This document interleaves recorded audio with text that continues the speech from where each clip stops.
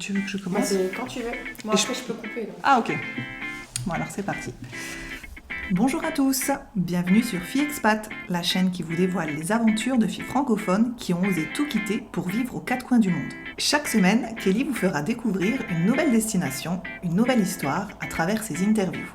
Préparation au départ, appréhension, découverte et adaptation aux nouvelles cultures, vous verrez à quel point chaque expérience peut être différente mais toujours très enrichissante. Donc si vous songez à vous expatrier ou que vous êtes simplement curieux de savoir comment on vit au Chili, au Danemark ou encore à Taïwan, on vous dit welcome! Le but de Kelly à travers ses podcasts est de partager avec vous le vécu, le ressenti des unes et des autres. Expatriée elle-même 9 ans entre les États-Unis et le Canada, passionnée de voyage et surtout grande épicurienne, et je sais de quoi je parle, elle adore partir à la rencontre de nouvelles personnes et échanger des points de vue. Allez, c'est parti, embarquement immédiat, bonne écoute! Bonjour à toutes et à tous, bienvenue pour un nouvel épisode. Aujourd'hui, nous allons nous retrouver avec une nouvelle invitée dont je ne sais absolument rien, donc ça va vraiment être de l'improviste total. Donc sans plus attendre, je vais la laisser se présenter. Si tu peux commencer par ton prénom, ton âge et la ville actuelle où tu te trouves en ce moment. Bonjour, je m'appelle Léa, j'ai 30 ans et en ce moment je suis à Cannes. Mais je suis expatriée normalement au Mexique, à Mexico. Voilà, est-ce que tu peux dire à nos invités quand est-ce que tu t'es expatriée au Mexique et pendant combien de temps? Alors, je me suis expatriée il y a 6 mois. Je suis arrivée en août avec une volonté d'y rester parce que l'année dernière, j'y étais déjà allée pendant 2 mois et 6 mois et j'y retourne normalement en avril.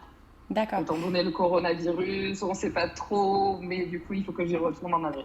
C'est ça, parce que du coup, au moment où on enregistre, nous sommes en février 2021, donc ça veut dire que tu étais partie en août 2020, donc en pleine crise sanitaire, c'est bien ça? Oui, mais en fait, j'étais déjà en février de l'année dernière, donc en 2019. Et je suis revenue pour faire le confinement avec mon parrain à Cannes. Et j'étais un peu chamboulée de ne pas avoir fait la démarche que je voulais avoir dans ce pays-là. Et du coup, j'y suis retournée quand les frontières ont réouvertes et que c'était safe des deux côtés. D'accord. Donc quand tu es partie en février, est-ce que tu étais partie déjà dans le but de t'expatrier ou tu étais juste partie pour un voyage au départ? Alors, en fait, mon voyage en février, c'est... je devais aller aux Philippines avec ma meilleure amie. D'accord. Et à ce moment-là, les Philippines en février, ça commence à fermer, étant donné que la Chine ferme. Enfin, les Philippines ferment, tout ferme tout autour de la Chine. La Chine ferme et j'ai les boules de pas partir. Tu m'étonnes. Et du coup, je me dis, bon, sur le globe, pour le moment, c'est plutôt sur l'Asie. Et à ce moment-là, on ne pensait pas que ça serait aussi gros. Donc, j'ai eu un acte super inconscient, disons-le. Et je me suis dit, ça fait 3 ans que je veux retourner au Mexique parce que j'ai déjà une histoire avec le Mexique personnellement. Et je dis, bon, je change mon billet et je vais au Mexique. D'accord. Donc non, je partais pas pour m'expatrier là-bas. Tu partais en vacances. Je te rassure, t'es pas la seule qui a fait un acte. Moi, en février, je suis partie au Panama et quand je voyais les gens porter le masque dans l'avion, je rigolais. Donc maintenant, quand j'y repense... Mais bon, on faisait avec les informations qu'on avait au moment, donc voilà. Oui, mais pas cool quand même. Non, pas cool, mais bon. En y repensant, pas cool. Mais en même temps, très drôle de revenir en pleine pandémie mondiale. C'est-à-dire que je suis revenue, je crois, 4 jours après l'annonce de notre président Macron, où il fermait du coup les frontières. Et en fait, de voir tous ces aéroports complètement fermés, avec personne, désert. Mais du coup, ouais, tu disais, du coup, on va qu'on parle de février. Tu disais que tu avais déjà eu une histoire avec le Mexique. Est-ce que tu peux nous en dire plus? Alors, je pense que j'avais envie de faire la boucle. En fait, il y a 7 ans, j'ai rencontré pendant le festival de Cannes, je suis très cinéphile et j'ai fait beaucoup de festivals de Cannes, je rencontre des Mexicains dans la file pour voir le dernier Jodorowsky. Et ils me demandent où il faut aller par rapport à leur accréditation. Et en fait, on parle. Et en fait, la relation s'est continuée. Où du coup, j'ai eu une aventure avec un et un autre resté après le festival pour faire un road trip. D'accord. Et il m'avait demandé si on pouvait se rencontrer à Paris pour que je lui montre Paris et qu'il y ait quelqu'un qui l'accompagne pendant son road trip français. Et en fait, quand il est arrivé de Madrid, il avait un cocard, il s'était fait agresser. Et en fait, on a passé tout son road trip parisien dans des hôpitaux à faire des radios. Oh l'horreur. Parce que je l'aide à traduire, etc.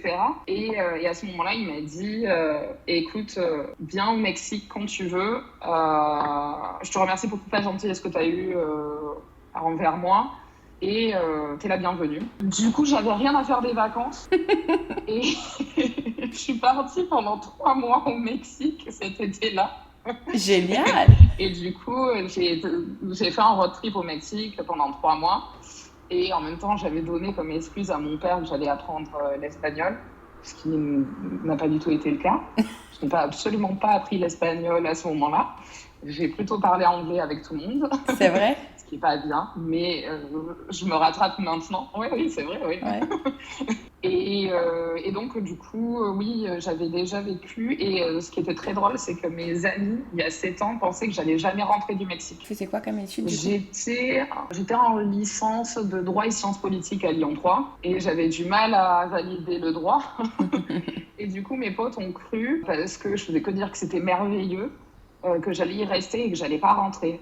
Tant et si bien que mon père aussi a cru que j'allais pas rentrer. Au bout de 90 jours, si t'es pas mariée, t'es obligée de rentrer, non? Au bout de 6 mois. Ouais, 120 jours. Au bout de 120 jours. Ok. Si t'es pas marié ou si tu sors pas juste pour 24 heures du pays, tu peux aller au Guatemala, tu peux aller dans des pays juste limitrophes et re-rentrer, ils te redonnent un visa de 6 mois de tourisme. Ok. Et toi, bon, je vais poser une question un peu personnelle, mais du coup, est-ce que tu avais une histoire avec cet homme ou c'était juste vraiment ami et tu voyageais à travers le Mexique? Non, j'ai eu ensuite une histoire personnelle avec cet homme. D'accord. Ce qui n'était pas du tout envisagé parce que c'était pas du tout la personne avec qui j'ai eu une soirée à Cannes. Mais en fait, au début, on était amis et ensuite, de fil en aiguille, on est sortis ensemble. Et quand je suis repartie, ça s'est arrêté parce qu'il n'y avait pas lieu d'être. C'était un amour de vacances. Et aujourd'hui, on est amis et c'est une personne qui est importante pour moi au Mexique. On se voit, etc. Et il n'y a pas de problème. Ah, génial. Du coup, toi, tu es rentrée et puis ensuite, qu'est-ce qui s'est passé? Je suis rentrée, j'ai continué mes études. L'année d'après, j'ai vécu ma première expatriation à Barcelone. Et après, je suis rentrée en France. J'ai continué mes études et j'ai fait 4 années à la fin de mes études à Paris, en agence de communication, de publicité ou dans des labels de musique. Et en août 2019, ma réflexion de m'expatrier est revenue parce que justement, je voulais partir. Je demandais une rupture à l'amiable avec mon entreprise. J'avais plus envie de travailler pour eux. Et en même temps, mon père venait de décéder 6 mois auparavant. Oh, désolée, ouais. Non, mais bon, je pense que ça fait partie des choses pourquoi je me suis réexpatriée. Parce que mon papa était malade pendant 3 ans. Il a eu un cancer très, très difficile. Et pendant 3 ans, je me suis empêchée de voyager, ce qui n'était pas le cas avant. D'accord. Et je crois que, en fait, mon expatriation, c'est un peu bouclé le fait que je me suis empêchée de voyager et que je me suis empêchée d'aller loin de mon père. Pour être là, tout simplement pour être là, pour l'accompagner, etc. Donc, ça se termine fin août, mon contrat. J'arrive à voir ce que je veux. Super. Ça a été une grande bataille. C'était une grande bataille parce que ça a été un peu difficile. Je pense que la gestion du deuil en entreprise, ça dépend des personnes qu'on rencontre en face de soi. Ouais. D'autant plus que j'étais jeune d'un certain côté, j'avais 28 ans. Mais du coup, je pars avec son meilleur ami, le meilleur ami de mon père, en Jordanie pour 15 jours. Et ça faisait 3 ans, donc au début de sa maladie, que je voulais aller m'expatrier en Belgique. D'accord. J'ai eu un coup de cœur pour Bruxelles. Je trouvais que la façon dont ils travaillaient était bien meilleure. Je trouvais que les agences étaient bien meilleures. Et donc, je reviens de Jordanie et je prends de suite en avion et je vais à Bruxelles et je visite des appartements. D'accord. Et là, je me dis, j'ai envie d'habiter là. j'ai plus envie d'habiter à Paris. J'ai envie de faire une pause dans ma vie et une pause de mes amis, une pause de ma carrière, une pause de Paris, une pause de tout ça. Et je sens bien cette ville et je fonctionne beaucoup à l'instinct. C'est-à-dire que toutes les villes où je suis allée, parce que j'ai beaucoup voyagé j'ai beaucoup été dans des villes différentes pour mes études. Quand je suis arrivée à Bruxelles, j'ai eu des papillons dans le ventre et je me suis dit « You're my girl !» Je t'ai choisi, tu me choisis. Ah, c'est top. Faisons quelque chose ensemble. C'est top. C'est top en plus d'être dans un moment si difficile de la vie et de ressentir ça quelque part qui est assez proche et super accessible. C'est top, quoi. C'était génial. Il y avait tout qui était parfait. La ville me plaisait. Apparemment, je plaisais à la ville. C'est ce que je me suis dit. Et surtout, c'était à 1h30 de Paris. À être proche de mes amis. Si je voulais aller les voir, c'est 1h30 de train. Si j'avais du free sur Paris, je pouvais y aller et je pouvais en même temps prendre ma pause pour moi et faire mon travail toute seule. Super. Mais du coup, tu avais quand même des affaires à Paris, tu avais des choses à Paris. Est-ce que tu as tout ou tu n'avais plus rien à ce moment-là? J'avais mes affaires à Paris. On les laisse à Paris. Vraiment, j'avais mes affaires à Paris. Au bout de 4 ans, ça a beaucoup d'affaires. On ne s'en rend pas compte, mais on accumule quand même vraiment énormément. Ah oui, beaucoup trop d'ailleurs. Beaucoup. Et en fait, ce qui s'est passé, c'est que comme j'avais été en agence de pub, j'avais le numéro d'une personne qui nous faisait tous les montages et les démontages des événements.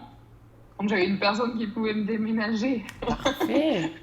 Donc je l'ai contacté et je suis partie avec mes affaires à Bruxelles. J'ai trouvé un coloc pour ma coloc quand même, enfin voilà. Et là, je pense que c'est dans le thème de l'expatriation sur mes deux parties d'expat en 1 an, parce que finalement en 1 an j'ai changé de pays. Enfin, j'ai changé de pays, vu que je suis partie de France. Je suis allée en Belgique et de Belgique, je suis partie au Mexique. La Belgique, c'était pour moi le temps de finir mon deuil. Je pense que c'est le Mexique qui m'a donné la claque pour passer à autre chose.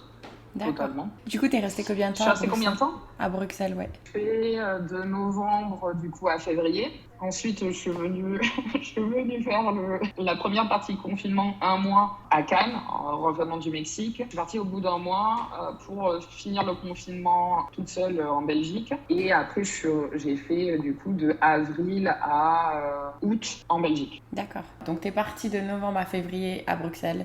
Ensuite, tu es venue passer 1 mois à Cannes. Donc là, ça nous mène en mars 2020. Ensuite, tu es reparti à Bruxelles. Et en août, tu es parti au Mexique. Voilà. Ok. Mais toujours sans idée à ce moment-là de totalement faire de l'expatriation. Voilà. Parce que je repars en me disant, le Covid m'a un peu volé mon voyage, mon retour au Mexique, où je voulais revivre des choses, etc. Donc je pars avec une amie. Et moi, tout le confinement, en fait, quand je suis retournée au Mexique en février, j'ai retrouvé le garçon avec qui j'avais couché à Cannes. D'accord. Et l'histoire est repartie au bout de 7 ans. Je crois que j'ai quelque chose avec les latinos. Mais bon. Ils sont pas mal, hein. Mais ils sont intenses. Ils sont pas là, mais ils sont intenses. Faut le savoir quand même. D'accord. Et du coup, tout mon confinement a été accompagné par du coup de l'espagnol, parce que quand je suis repartie du Mexique, on a continué à avoir notre relation. Tout le confinement et jusqu'à ce que je revienne, on était en relation à distance. Donc c'est le moment où je commence à apprendre vraiment l'espagnol. Enfin. Enfin.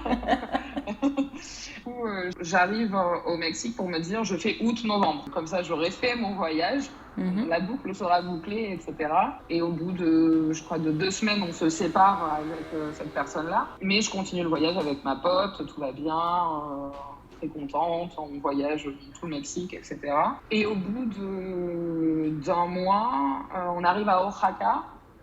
qui est une ville qui est plutôt sur la côte ouest. Et je lui dis, je crois que j'ai pas fini mon caprice d'être partie de Paris. Je vois qu'il y a un pote qui doit venir habiter avec moi le temps qu'il trouve un logement à Bruxelles. Je pense que je vais rester ici et je reviendrai au bout des 6 mois. Parce que j'ai quelque chose à accomplir au Mexique, j'ai envie d'apprendre l'espagnol et j'ai envie d'avoir une expérience internationale. C'est important pour moi. Et je me donne un an pour avoir une expérience internationale sur un pays qui est complètement différent, sur un pays où peut-être on ne m'attendra pas dans ma profession. Et voilà, j'ai envie. Point. Parce que toi, quand tu étais au Mexique, donc moi j'y suis allée 2 fois, mais vraiment en tant que touriste. J'ai pris l'avion de Cancun et je suis allée dans un hôtel. J'ai un peu été me balader en dehors des hôtels pour aller visiter Playa del Carmen, qui est quand même très touristique, on est d'accord. J'avoue que je me sentais pas trop en sécurité, surtout que quand tu sors de l'aéroport, je me souviens qu'il y avait pas mal d'hommes armés avec des grosses mitraillettes. Bon, je sais qu'en France, avec les plans de pirates, on est amené à en voir aussi. Moi qui venais du Canada, c'était un peu choquant. Toi, t'as pas eu de problème là-dessus au niveau de la sécurité? Alors, j'ai un peu du mal avec le sud du Mexique. D'accord. Parce que tout ce qui est Quintana Roo, Yucatan, j'apprécie pas parce que effectivement je pense que on a cette il y a cette violence qui est quand même très forte et tu vois des militaires courir avec des armes sur la plage. C'est pas très rassurant. Enfin, personnellement, moi quand je vois des personnes avec des armes, ça me rassure pas du tout. C'est ça. Je pense que je suis plus en danger que si j'en voyais pas. Et il y a des états où il ne faut pas aller au Mexique, par exemple. Voilà. Mais la violence, je pense que c'est quelque chose que les femmes maintenant mexicaines ont entre les mains et sont en train de militer très très fort, où elles sont très revendicatrices, d'autant plus que moi j'y étais pendant la journée de la femme. Il n'y a pas la même il y a beaucoup de violence au Mexique tout court. C'est un pays violent et il y a beaucoup de féminicides. Mais contrairement à la France, c'est pas un féminicide qui est dans le couple, c'est un féminicide qui est dans la rue. Donc, ça peut faire encore plus peur. Personnellement, je le ressens pas. Alors, je le ressens pas soit parce que je suis inconsciente, je le ressens pas aussi parce que je traîne avec beaucoup de garçons déjà. J'ai plus de rapports avec des garçons qu'avec des filles globalement, mais beaucoup plus au Mexique. Et qu'ils te préviennent. Ils te préviennent énormément et ils te demandent de respecter pas mal de règles que tu respecterais absolument pas en Europe. C'est-à-dire, par exemple, la nuit, grosso modo, c'est pas un bon délire de passer de quartier en quartier, par exemple à Mexico. C'est pas une bonne idée. Et donc, de prendre des taxis, d'envoyer la notification de ton taxi pour qu'il puisse regarder où tu en es, de dire que tu es bien rentré, etc. Donc, il y a des choses à prendre en compte dans ton voyage, de faire attention à toi et aussi de suivre ton instinct à ce moment-là. La violence pour de vrai à Mexico, je la ressens pas parce que c'est aussi un état où il n'y a pas de narcos. Il y a des états où tu vois la violence et que tu ressens la pression du narcotrafic. Souvent quand tu traînes avec... tu peux regarder déjà le site internet du gouvernement. C'est souvent mis à jour du coup. C'est extrêmement mis à jour, etc. C'est hyper suivi. L'ambassade te demande aussi normalement de dire que tu es sur place. Je sais que j'ai des copains qui ont vécu des affaires pas cool du tout au Mexique avec une fille. Il y avait quelqu'un qui avait ramené une fille dans le Airbnb alors que leur propriétaire leur avait dit qu'il fallait pas faire de soirée et surtout pas ramener de personnes et que cette fille s'est coupé le doigt devant eux et ensuite a essayé de leur extorquer de l'argent. Ça peut monter graduellement, très très rapidement. Il peut avoir des arnaques, il peut avoir beaucoup de choses, etc. Et souvent, l'ambassade te dit il faut que tu préviennes que tu es sur place parce que ensuite on ne soit pas obligé de te retrouver du coup à la prison pour savoir ce qui se passe. Donc, normalement, tu es censé te déclarer au niveau de l'ambassade, au moins que tu voyages dans des pays comme ça. L'autre chose, c'est aussi de faire confiance aux personnes qui sont sur place, aux locaux, qui te disent où il faut que tu ailles et où il faut que tu n'ailles surtout pas. C'est-à-dire que moi, par exemple, je vais dans des tianguis. Des tianguis, c'est des petits marchés. Quand je vais dans des quartiers ultra populaires, je suis accompagnée. Parce que soit on va vouloir t'estorquer plus d'argent, soit tu es quand même une cible. Enfin, physiquement, tu ressembles pas du tout à un Mexicain ou une Mexicaine, sachant que le kidnapping, c'est pas pour les étrangers, c'est pour des Mexicains, c'est pour les locaux. Donc, moi, le meilleur conseil que j'ai à donner sur des pays qui sont dits dangereux, c'est d'écouter ce que te disent les gens sur place. Si moi, maintenant, je venais à arriver à Mexico City, par exemple, j'arrive à l'aéroport, je vais prendre un taxi, je vais arriver pas dans un hôtel ou dans une chambre. Comment je rentre en contact avec ces gens, justement? Je vais dans des cafés, dans des restaurants et imaginons hors Covid, hein, parce que bon, le contexte est trop particulier, mais en contexte normal. Alors, moi, déjà, je prends souvent un Airbnb. Donc, quand tu prends un Airbnb, tu as déjà un contact avec une personne sur place. D'accord. C'est des gens qui sont extrêmement accueillants, donc qui ne rechigneront pas de répondre à tes messages, à tes questions, etc. Okay. Normalement, c'est quand même ça.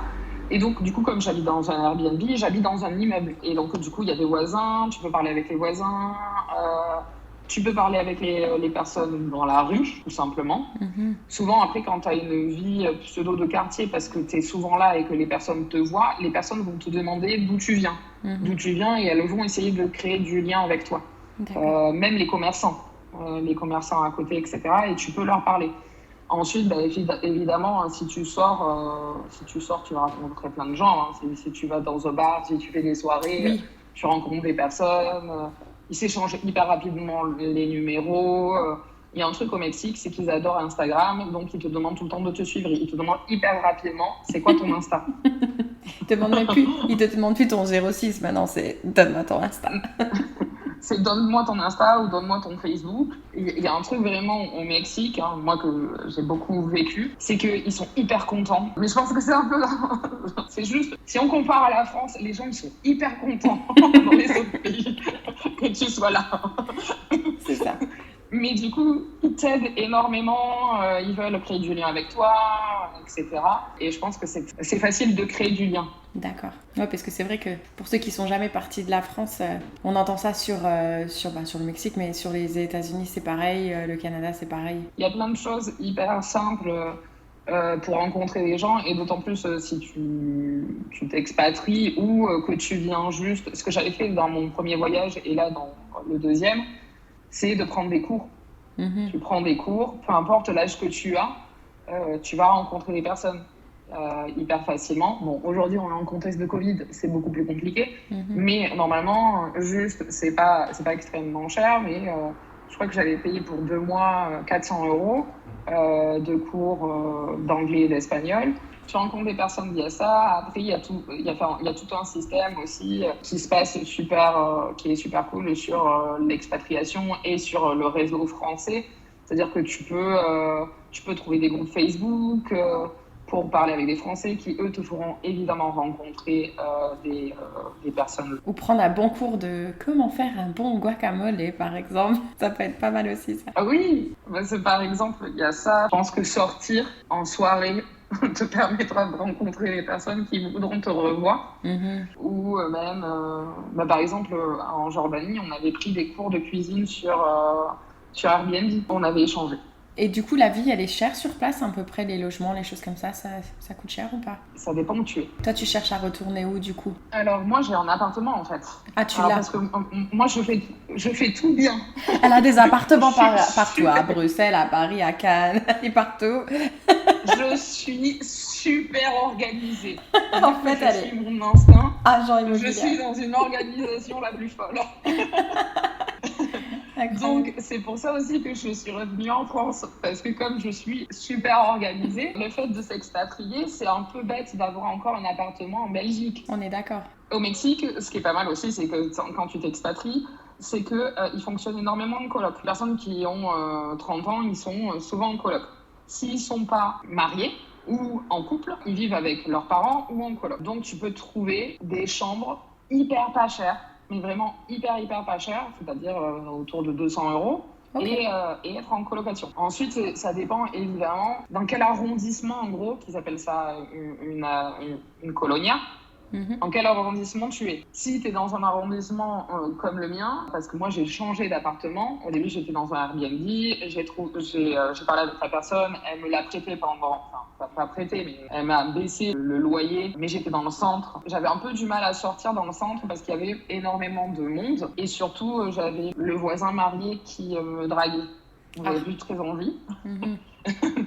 Mais dans le centre, c'est plutôt autour de 500 €. Si tu vas dans des quartiers plus chics, c'est plutôt sur du 800 € en ce moment. Mais par contre, les appartements, ils sont gigantesques. Moi, là, je vis dans un 120 mètres carrés toute seule. Et j'ai pris l'échelle haute parce que je suis dans un quartier où je peux me balader hyper facilement. C'est hyper sécurisé. Mon appartement est sécurisé, l'immeuble est sécurisé. On a un groupe WhatsApp avec toutes les personnes à l'intérieur de l'immeuble. Wow. C'est que des expats aussi. Voilà, j'ai choisi quelque chose qui est très cher et qui est cadré. En ce moment, en fait, étant donné que toutes les personnes, il y a beaucoup de personnes qui ont perdu leur emploi depuis le Covid, et souvent, en fait, ils migrent toute l'année vers la capitale et ils repartent. Donc, grosso modo, les personnes, elles fonctionnent ou elles viennent quelques mois pour la capitale pour des jobs, des CDD.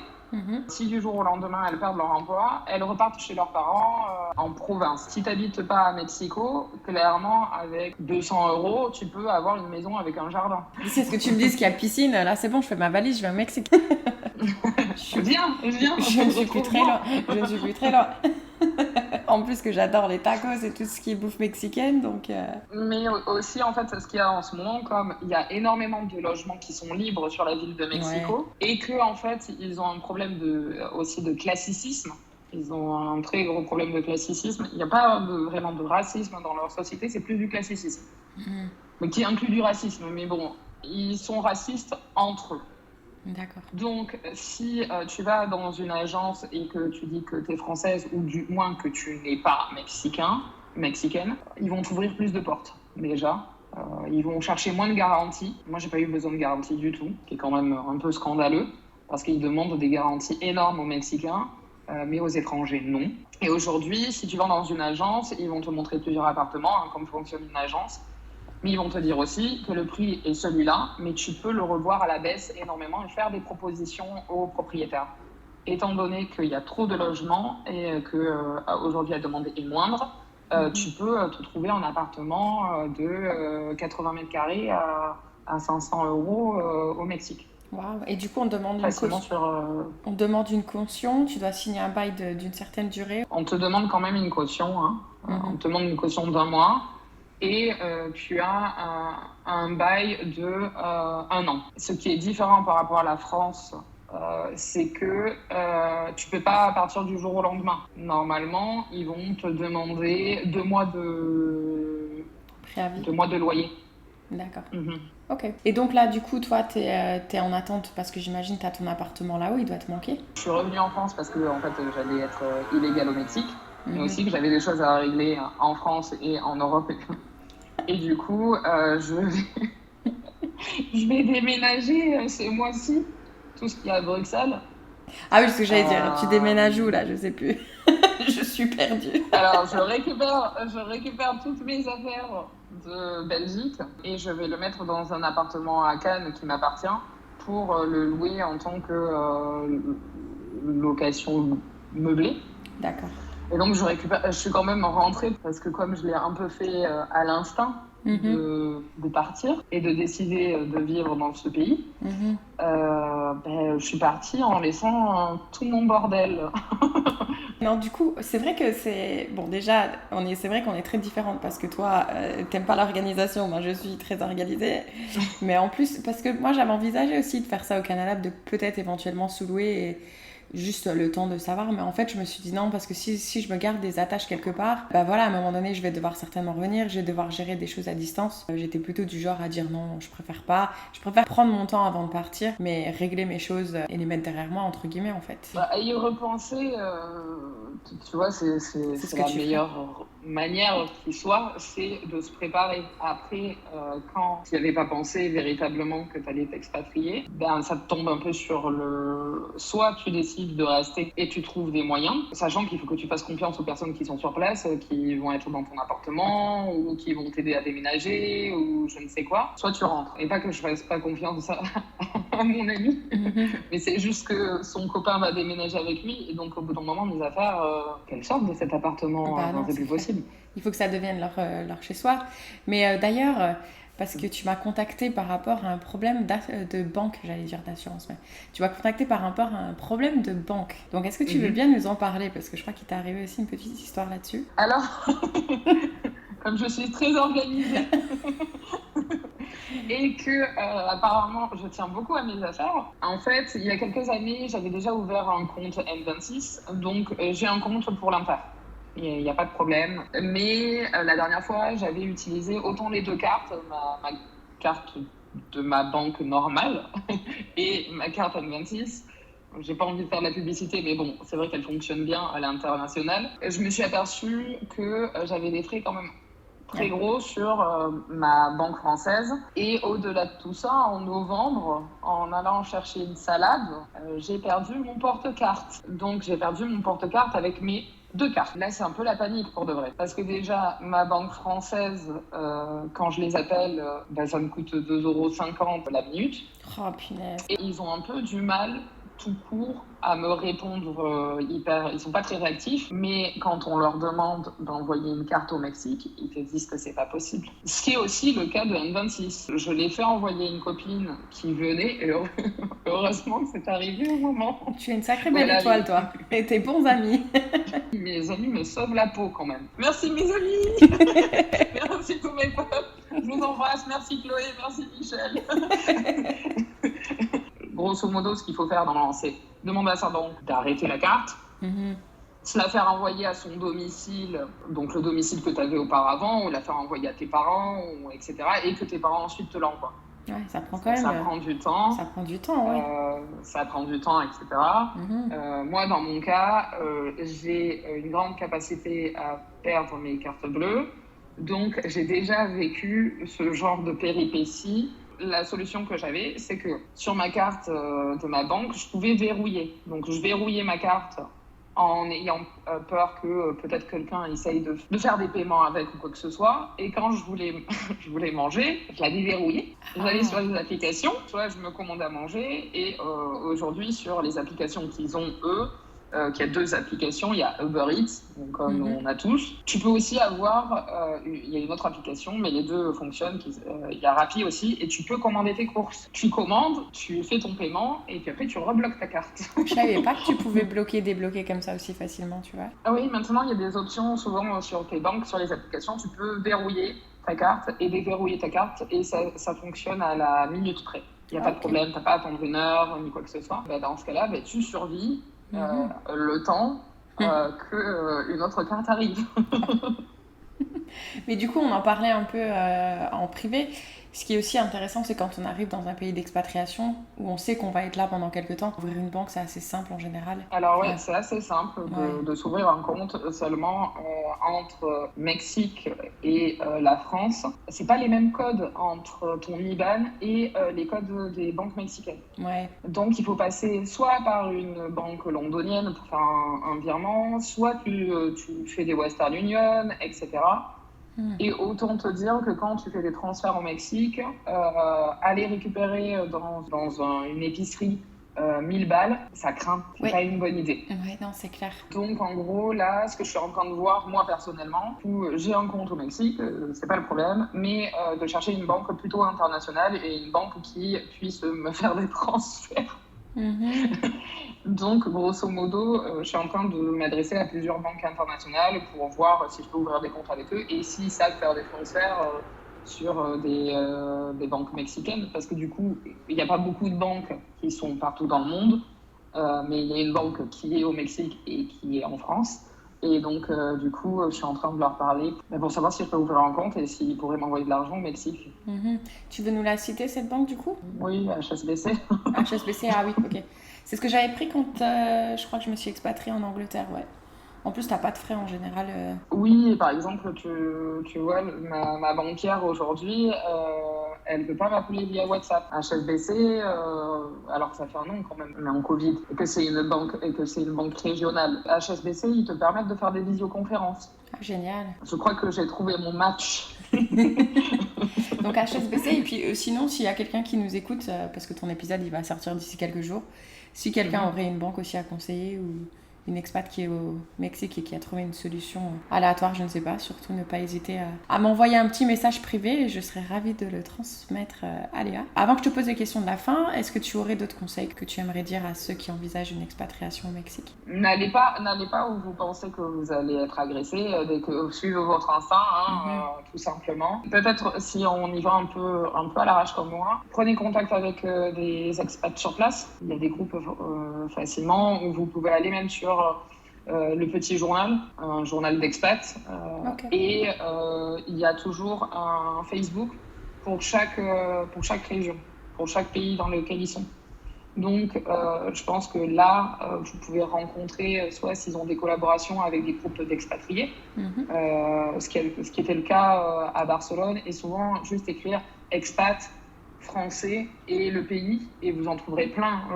Tous mes potes qui sont expatriés, ils font ça, et il y a toujours un groupe Facebook de français pour être accompagné, parce que là, par exemple, je vais ouvrir une entreprise là-bas avec un Mexicain, mais j'ai besoin d'une personne qui a de l'expérience et qui m'aide à faire des papiers, etc.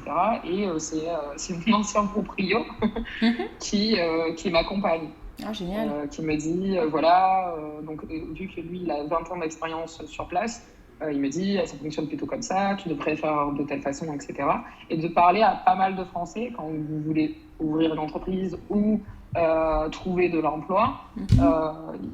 Il y a toujours un moyen de rencontrer des Français sur place, de suivre par exemple tout simplement déjà l'ambassade, le consulat, l'ambassadeur, et de voir ceux qui font. Ouais, se construire un réseau, c'est super important. Et c'est vrai que normalement, quand on arrive aussi dans un pays, d'aller s'enregistrer sur le registre des Français à l'étranger, donc il faut aller à l'ambassade de France du pays ou les contacter. Je crois que maintenant tout se fait par internet d'ailleurs. C'est quand même quelque chose de très important à faire. Et du coup, alors j'ai hâte de voir ce que tu vas répondre à cette question. Mais si Léa d'aujourd'hui pouvait parler à Léa, alors attends, on va prendre laquelle ? Celle qui est partie en février ou qui est partie en août ? Mais si tu pouvais, enfin on va parler de quand t'es partie pour y rester un peu plus longtemps. Est-ce que tu passerais un petit message ? Stresse pas trop, ça va glisser comme d'habitude. Ça va le faire. Je dirais, t'es pas au bout de tes peines, c'est trop bien. Enfin, c'est juste trop bien. Tu vas rencontrer plein de gens. Tu vas partir dans quelque chose complètement fou parce que je pars il y a un an où j'étais en 1000 pièces et là je monte ma boîte avec un associé sur place et je suis pas au bout de mes surprises de tout ce qui va se passer. Bon, fais-le. C'est fais-le ça. De toute façon, si tu le fais pas, tu vas être frustré. Fais-le. C'est génial. Je suis curieuse quand même de savoir dans quoi tu vas te lancer. Si tu veux en parler, n'hésite surtout pas. J'ouvre une agence de marketing qui est sur aider des artistes autant mexicains ou latino-américains que des artistes européens à rentrer sur le territoire latino-américain pour avoir plus d'audience et se faire reconnaître. C'est super. Et du coup, pour conclure, quelle est par exemple ta citation ou du coup ta chanson préférée, un des deux ou les deux, puisque tu as l'air d'être... J'aime beaucoup le rap. Il y a quelque chose qui m'a beaucoup inspiré dans le dernier album de Nino, qui s'appelle Destin. Et il dit « Et si t'es prêt à gagner, c'est que t'es prêt à perdre ». Je laisserai les gens interpréter, mais je trouve que du coup, moi, ça me correspond bien. C'est que j'aime bien jouer, peu importe si à la fin, on ne gagne pas. Le but du jeu, c'est de jouer et d'apprendre. Cette chanson qui s'appelle « Goutte d'eau », elle résonne beaucoup, elle a beaucoup résonné en moi. Et elle m'a permis de me dire faut plus avoir peur, parce que j'avais beaucoup peur quand mon père est décédé de retourner voyager. Et j'avais peur d'y aller toute seule. Je savais pas, je comprenais pas parce que j'ai toujours été très indépendante et j'arrivais pas du tout à voyager, même d'aller en week-end toute seule à Amsterdam, ça me faisait flipper. C'est vrai. Ouais, et donc du coup, j'ai beaucoup écouté cet album et à un moment j'ai eu le déclic et je me suis dit non, il faut continuer à jouer, peu importe si on va perdre ou pas. C'est ça, on n'a qu'une vie. Faut oser. Mhm. On est d'accord. Ah bah c'est super. Bah écoute, merci beaucoup pour tout ce partage d'expérience qui encore en plus est tellement frais et qui est encore en train de se produire. Merci à toi et j'espère que ça plaira à tes auditeurs. Mais oui, et qui nous laisse un petit commentaire sur Fille Expat. À bientôt. À bientôt.